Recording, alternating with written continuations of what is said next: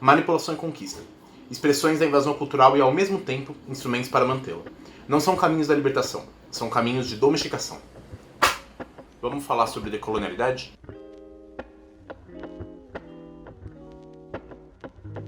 Bom dia, boa tarde, boa noite, meus queridos ouvintes. Pera.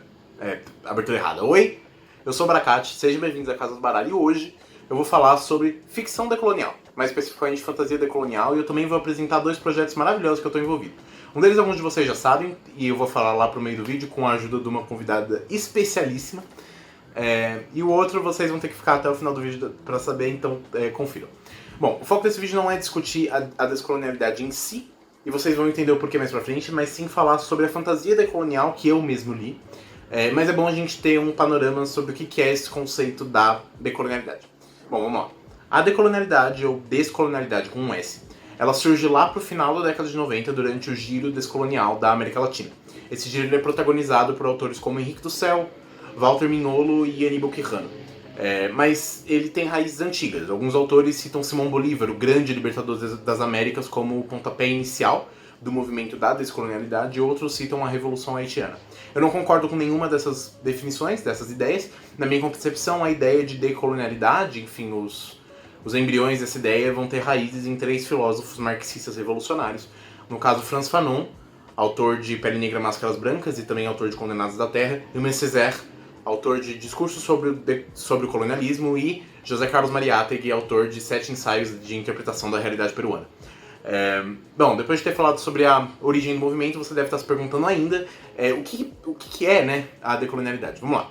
A decolonialidade, ela é um movimento que não reconhece que a luta contra o colonialismo tenha se encerrado com a independência de cada um dos países colonizados, certo?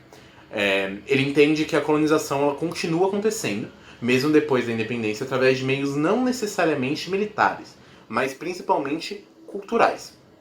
Um exemplo aí, sei lá, o K-pop.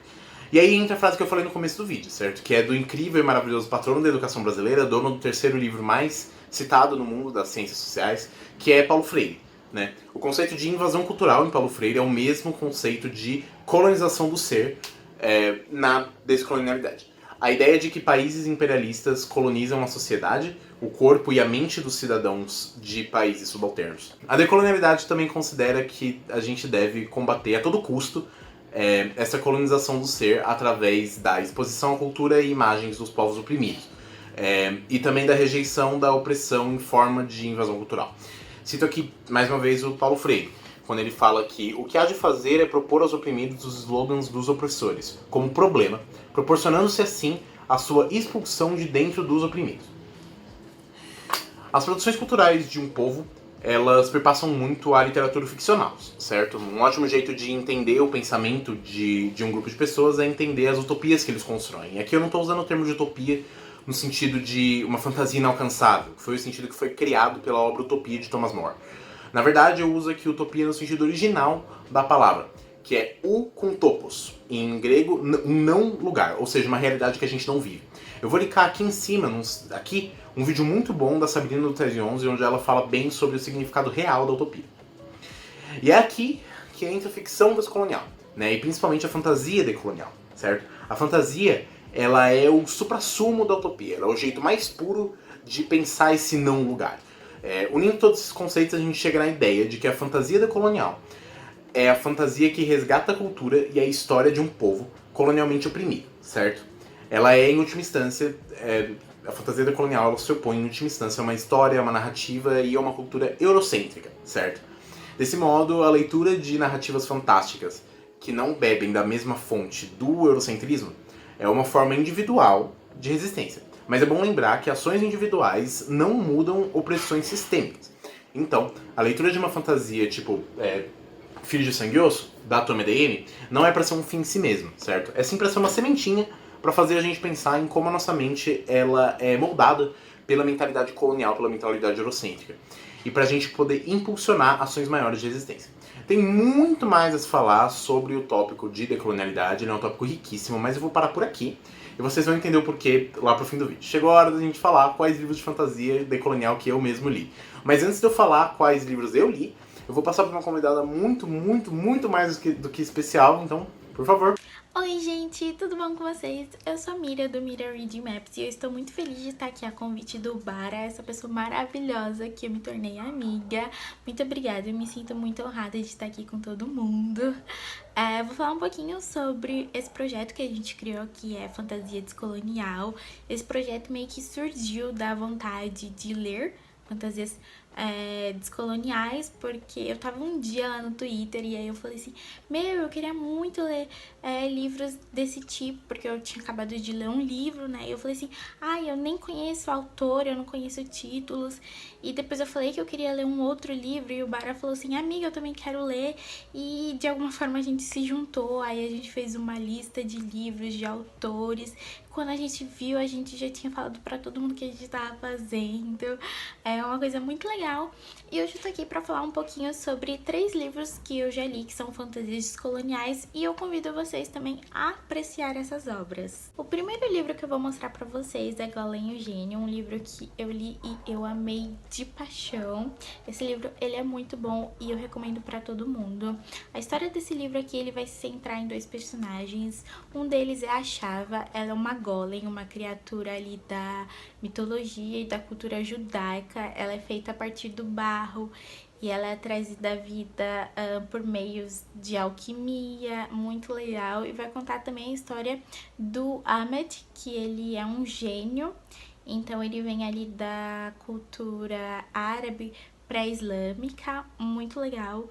E esses 2 personagens, eles vão se encontrar de alguma forma ali em Manhattan, nos Estados Unidos, na virada do século XX. Então, imagina 2 criaturas que são de lugares totalmente diferentes se encontrando em só um lugar que tem uma outra cultura. É muito legal porque você consegue realmente se ver ali na cultura tanto judaica quanto árabe, e tem outros personagens também. É muito, mas muito bom, sério, eu recomendo demais pra todo mundo.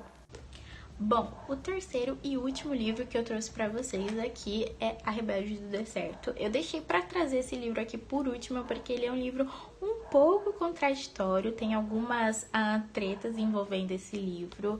O livro, ele vai contar a história da Amani. Ela mora numa nação chamada Mirade e essa nação é composta por deserto. Só que a Amani, ela mora no último condado, que é um lugar de extrema pobreza, e as pessoas que moram ali, elas precisam trabalhar numa fábrica de armas, numa mina de ferro. A situação é bem difícil para eles, e a Amani, ela é órfã, então ela vai morar com o tio dela e com as primas. Só que a família, como a família de todo mundo ali, é bem pobre. E a Amani, ela sempre gostou de atirar, né, enfim.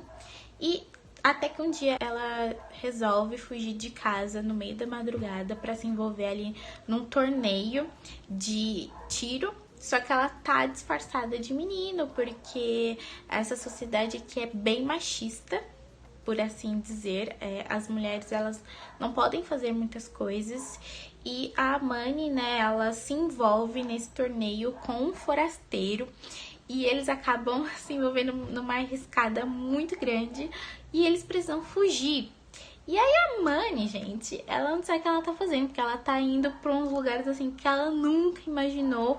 E ela percebe que ali o último condado onde ela tava é um lugar assim, tipo, muito pequeno, que não chega a nada comparado com Mirade inteiro. Então esse livro, ele é muito legal, ele é bem fantasioso, é uma coisa que eu gosto demais. Ele vai ter ali uma pitadinha de poderes, rebeldes indo contra o governo. Então, se você gosta desse tipo de temática, eu super te indico. Agora você deve me perguntar, Mira, por que esse livro aqui ele tá envolvido em tantas tretas? Bom, deixa eu te contar. Muitas pessoas que são ali do Oriente Médio, enfim, são da cultura. Eu não posso falar tanto porque, gente, realmente, assim, eu não conheço muita coisa. Então é mais questão de pesquisa, mas se você quiser pesquisar sobre esse livro, eu super te aconselho antes de ler. Muitas pessoas disseram que a autora meio que fez um mix ali de várias culturas, várias regiões, várias coisas, vários costumes e jogou aqui nesse livro. Eu não tenho propriedade, como eu disse, pra te falar se isso é certo ou se é errado, mas assim, normalmente a gente acredita no que a pessoa ali da própria cultura tá falando, né? Mas ainda assim eu recomendo esse livro, ele é muito gostosinho de ler. A escrita da autora é muito leve, então você consegue ler, você consegue realmente sentir ali o que os personagens estão falando. Eu consegui demais me sentir meio que ali no grupinho de todo mundo. Eu gostava muito da Amani, ela é meio que uma personagem meio impulsiva às vezes, mas dá pra entender a situação que ela tá, é muito bom. Ela é meio que uma Katniss Everdeen, só que ali do deserto, então é muito legal, eu recomendo. E por hoje foram esses livros. Eu tô muito louca pra saber quais são os livros que o Bara vai falar aqui. E pode ter certeza que eu quero ler já mais da metade. Novamente, eu queria muito agradecer o Bara por ter essa oportunidade de aparecer aqui. E até mais! Beleza, obrigado. Eu vou deixar a nossa planilha de curadoria de fantasia decolonial aqui embaixo. Vamos lá conferir, gente. A gente marca ali os livros que a gente leu também, então se você quiser falar com a gente, entra lá, a gente faz uma curadoria muito extensa disso. Então, por favor, vão lá com a gente. E vai seguir o Instagram da Mira, né? Pelo amor de Deus, o conteúdo dela é bom demais, vale muito a pena. E o arroba dela é Mira Reading Maps, tá? O link vai estar aqui embaixo na descrição. Vamos lá, chegou a minha vez. Quais livros decoloniais eu li? Infelizmente, desses 8 livros, só um tem em português, que eu já mostrei pra vocês, e outro deles vai sair esse ano. Mas vamos lá. O primeiro livro é Bint, da Nnedi Okorafor. Esse livro aqui ele é um sci-fi afrofuturista com elementos de terror. Ele é o primeiro livro de uma série de novelas que vai pegar uma visão diferente sobre invasões alienígenas, certo? Com o contexto da África Ocidental. O livro é bom, tá? Só não é pra mim. Eu não sei, eu não peguei a vibe dele, não sei dizer. Foi um livro que passou bem batido pra mim, eu até pretendo reler em algum momento, mas eu consigo ver pessoas amando esse livro aqui, tá? Ele é bem curtinho, vale a pena ler se você tiver a chance de ler. E além de tudo, o Bint, ele chega esse ano pela editora Galera Record. Eu mesmo, com certeza, vou ler o próximo livro da série, que é o Bint Ron. Bom, o próximo livro, como eu falei, é Filhos de Sangue e Osso, da Tomi Adeyemi. Esse livro aqui eu gostei demais mesmo, tá? Esse livro aqui é traduzido para o Brasil pela editora Rocco, ele é traduzido pelo Peter Risati e ele é o primeiro livro da série de uma série de fantasia épica YA, que se passa no contexto nigeriano, certo? O livro vai ser inteiro baseado na religião Yorubá e ele vai ter uma narrativa deliciosa sobre o declínio da magia, algo que eu particularmente gosto muito de ler. Esse livro aqui ele só tem um defeito, tá? Que é um romance meio nada a ver ali no meio, mas de resto ele é perfeito, ele é incrível, maravilhoso. Os personagens dele são maravilhosos, a narrativa e a escrita são muito gostosas, tem muita atenção acumulada pro fim desse livro. Enfim, leiam esse livro aqui, ele é um dos meus livros favoritos, bom demais, eu não sei o que eu tô esperando pra ler o próximo que já saiu aqui. Agora a gente não vai fazer porra nenhuma. Oi minha gente, tudo bom? Como é que vocês estão? Aqui é o Baracate da edição e eu apareci aqui no meio do vídeo pra dizer que eu esqueci de um livro. Olha só que legal. Eu esqueci de um livro. Como é que eu fui esquecer esse livro incrível, esse livro maravilhoso chamado Rage of Dragons? Rage of Dragons é uma narrativa muito legal, uma narrativa de vingança muito bruta, sabe? Eu gosto muito. Ele vai contar a história do Tal. E aí o Tal, ele confiava numa galera e essa galera trai ele muito foda. E aí ele tem que sair correndo pra... E aí ele vai se vingar dessa galera. E aí ele vai se tornar um guerreiro muito incrível, assim. É um livro muito pesado, muito cru. Tem umas coisas que acontecem que me deixaram muito de cara. Ele é um livro que vale muito, muito a pena. Ele é um livro que vai puxar também da mitologia da África Ocidental, tá? Ele é bom demais, gente. Volta aí com o vídeo. Agora a gente vai trocar pro outro lado do Atlântico e eu vou falar de Black Sun, da Rebecca Warrenhorst, que é o primeiro livro da trilogia Between Earth and Sky. Esse livro é uma fantasia épica histórica que se passa na América pré-colombiana, certo? Ele bebe muito, muito da mitologia comum aos povos da Mesoamérica. Esse livro aqui ele vai ter uma mitologia vivíssima mesmo, e uma exploração dela muito, muito bem detalhada, certo? A história desse livro ela vai ter duas linhas narrativas. Uma é uma jornada, né, de pessoas tentando chegar de um ponto A a um ponto B, mas ao mesmo tempo a outra narrativa são pessoas no ponto B tentando evitar que as pessoas que estão vindo da outra linha narrativa cheguem. É bem interessante. Infelizmente eu li esse livro num momento péssimo. Eu não consegui prestar atenção nenhuma no que eu tava lendo, eu não prestei atenção direito na história, mas o que eu consegui prestar foi um ótimo livro, eu recomendo também. E lembra que eu falei de puxar o modo de pensar de um povo? A Rebecca Roanhorse, ela vai puxar demais o modo de pensar ameríndio para esse livro, é realmente bem bonito. Ainda na Mesoamérica pré-colombiana, a gente vai lá para a Península de Yucatán falar de mitologia maia com Gods of Jade and Shadow, da Silvia Moreno Garcia. Esse aqui é um livro único de fantasia adulta, e eu friso bastante a parte de mitologia, da parte de mitologia maia. Porque a narrativa desse livro é mitológica, sabe? Parece que eu tô muito lendo um épico Hercúleo. E é bom demais isso, eu particularmente gosto muito. É uma leitura extremamente gostosa, que vale muito, muito a pena, e enfim, vamos pro próximo. Agora eu vou ao redor do globo inteiro para a China, durante a invasão mongol, e eu vou falar de Reflection, da Elizabeth Lin, que é um livro da antologia Twisted Tales, que vai pensar a história da Mulan, do filme da Disney, se lá no meio acontecesse se no meio do filme, né, acontecesse uma coisa que fizesse a Mulan ter que ir pro submundo, certo? E o livro ele vai acompanhar a jornada dela no submundo chinês e ela voltando de lá com o que tinha sido perdido. O que foi perdido? Isso é spoiler. Esse livro é verdadeiramente fenomenal, tá? A cultura tradicional chinesa aqui nesse livro é extremamente rica. E apesar desse aqui ser um livro da Disney, e a gente sabe que a Disney fez com Mulan recentemente, existe um cuidado muito grande da autora para passar a cultura chinesa de um jeito extremamente respeitoso. O universo de Mulan é extremamente expandido nesse livro, para quem gosta do filme, ou seja, para todo ser humano que se preze, esse livro aqui ele vai ser fenomenal. Eu realmente recomendo. E ainda ali na China, mas a gente desce um pouco no continente, eu vou falar de Pop War, o primeiro livro da série de mesmo nome, da autoria da Rebecca Comi. E vocês estão cansados de me ver falar desse livro, tenho certeza.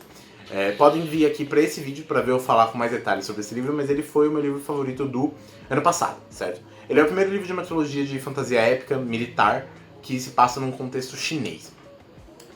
Esse livro ele vai acompanhar a trajetória da Rin. A Rin ela é uma camponesa qualquer, que ela passa de uma camponesa qualquer para a pessoa mais poderosa e procurada do mundo, certo? Esse livro aqui ele tem uma peculiaridade muito grande na questão da fantasia decolonial, né? Que ele puxa demais a história da China para um contexto épico. Então ali em certos pontos você vê claramente a Guerra do Ópio, as guerras sino-japonesas, etc. É um livro realmente muito bom. E Pop War ele vai ter uma evolução temática fenomenal. Muita reflexão sobre as consequências da guerra, reflexões muito bem feitas, muito bem construídas, principalmente muito cruas. Isso me destruiu de um jeito, tá? De verdade, o livro ele é realista demais e isso é maravilhoso. Sério, eu não sei falar sobre ele é perfeito. Agora vamos lá, a gente vai continuar ali na Ásia, só que em um local indefinido, certo? Com o livro mais recente que eu li, que é The Empress of Sword and Fortune, da Ngivo, acho que é o nome dela. É a primeira novela de uma série de novelas. Esse livro aqui ele é o melhor exemplo de uma fantasia tranquila que eu já li. Ele não tem nada de grandioso nele, sabe? Ele é sutil e é essa sutileza que traz pra ele uma beleza indescritível. Aqui a gente vai acompanhar duas pessoas indo atrás de descobrir a história escondida e perdida do começo do reino de uma imperatriz, certo? Esse livro aqui ele não tem um final feliz, mas o final dele também não é triste. O livro inteiro ele é agridoce. Ele é dor e desespero envolto em esperança. Ele é opressão e glória na mesma página. Esse livro é um livro basicamente sobre a voz feminina e a voz LGBT e a sua importância mesmo na face do apagamento. O segundo livro... Esse aqui é o segundo livro com representação não binária que eu li. The Empress of Sword and Fortune é uma fantasia épica deliciosa e muito rapidinha, tá? Tem 2 horas de livro, vale muito a pena ler. Por último, The Deep, do River Solomon, que não tem lugar fixo no planeta. É um livro sobre a importância da narrativa e sobre quem é o dono das histórias contadas, certo? Ele vai contar a história de um povo de sereias que é descendente de mulheres negras jogadas ao mar durante o tráfico escravo. Porque a memória é muito importante para esse povo, mas também é dolorosa. Eles têm uma pessoa que é responsável por guardar todas as memórias dos ancestrais, certo? E sofrer a dor de ter todas as memórias em si, em nome desse povo. A história desse livro ela vai seguir uma dessas pessoas, que é encarregada de guardar as memórias, que quer descobrir o que está acontecendo na Terra Firme depois de tanto tempo e ela encontra humanos legais, sabe? Esse livro é incrível, ele é potente, ele tem uma evolução temática muito legal, muito importante, afinal o foco do livro é essa evolução temática, muito mais do que a história do livro em si. Esse livro aqui ele é fenomenal, vale muito a pena. Enfim, essa aqui foi a minha lista de fantasia decolonial, tá? Foi relativamente curto. Esse cara que gravou o vídeo é burro demais, velho. Toda hora eu tenho que aparecer aqui pra falar coisa por ele. Ah, o frame que parou, bicha. Ah, adorei. Enfim, eu esqueci de fazer o anúncio que eu passei o vídeo inteiro falando que ia fazer. O bagulho é o seguinte, eu vou abrir um podcast, tá? Vou falar assim na lata mesmo porque eu tô com sono. Eu vou abrir um podcast, eu vou fazer um podcast com uma amiga minha maravilhosa. O podcast vai se chamar Perdi a Página. Ele vai ser um podcast quinzenal sobre literatura e temas adjacentes. Na verdade, ele vai ser um podcast quinzenal que cast sim, cast não, ou seja, uma vez por mês a gente vai falar sobre temas um pouco mais profundos relacionados à literatura. Esse é basicamente o nosso tchan do nosso cast. Vocês podem esperar aí pelas próximas semanas, vai sair um episódio de apresentação bonitinho, explicando da onde surgiu esse cast, como é que vai funcionar cada uma das coisinhas dele, mas já fiquem aí ansiosos. E aí, por que eu relacionei isso com o Decolonialidade? Enfim, a gente vai ter um episódio, provavelmente bem mais pra frente, que vai falar justamente sobre literatura decolonial, e aí nesse episódio a gente vai entrar em bem mais detalhes sobre decolonialismo e tudo mais. Decolonialidade, não sei falar, gente, volta pro vídeo. Enfim, é isso. Hoje foi um vídeo cheio de coisa. Eu falei sobre decolonialidade, falei sobre fantasia decolonial, sobre vários livros de fantasia decolonial que eu e a Mira lemos, e ainda dei um anúncio incrível. Então, por favor, comentem aqui o que vocês acharam de, enfim, desses tópicos, de cada um deles, ou de um só. Comentem aqui, aproveita para deixar o like, para se inscrever. Me siga em todas as redes sociais que vão estar aqui embaixo. Aqui embaixo também vai ter o link da Amazon de todos os livros que eu mencionei aqui nesse vídeo, assim como o meu link geral. Comprando por esses links você me ajuda demais. E aqui eu também vou deixar o link do Bookstagram da Mira, que participou aqui. O Bookstagram dela é maravilhoso, ela participou aqui no meio do vídeo, caso vocês não se lembrem. Aqui também vai ter a nossa planilha de curadoria de fantasia decolonial. Vão conferir. Nossa, foi muita coisa. Enfim, eu fui Baracate, essa foi a Casa do Baralho, e a carta do dia é... Dessa vez eu não esqueci de pegar o baralho antes, você vê? Nossa, acho que eu falei muito rápido nesse vídeo. Se eu falei muito rápido, vocês me perdoam, tá? Também foi um vídeo mais curto, né? Eu gosto muito desse tópico. Mas enfim, vamos lá. A carta do dia é um As de Ouros.